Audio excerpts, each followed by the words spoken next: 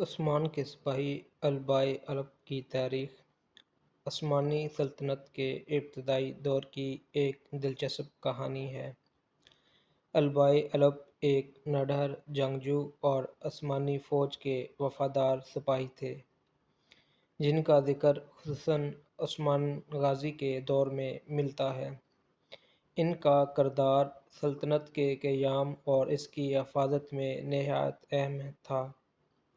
البائے الب کی ایک خصوصیت یہ بھی تھی کہ وہ قلعہ حصار میں جاسوس کے طور پر بھیجے گئے تھے۔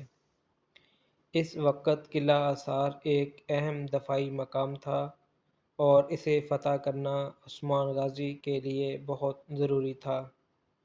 البائے الب نے قلعہ میں جاسوسی کرتے ہوئے دشمن کی حکمت عملی اور فوجی طاقت کے بارے میں اہم معلومات جمع کی۔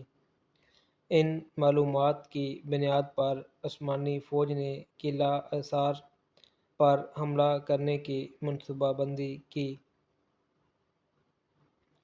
البائے الب کی بہادری اور دانشمندی نے اس مشن کو کامیاب بنایا اور قلعہ حصار کو فتح کرنے میں اہم کردار ادا کیا۔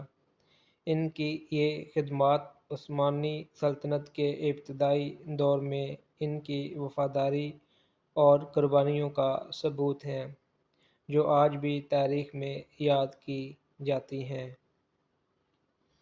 البائے الب کے منگولوں کے جاسوس ہونے کا ذکر تاریخی روایات میں نہیں ملتا۔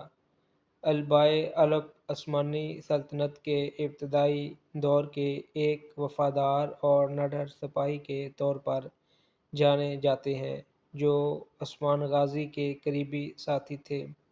ان کا کردار زیادہ تر عثمانی علاقوں کی حفاظت اور دشمنوں کے خلاف جنگوں میں اہم رہا ہے۔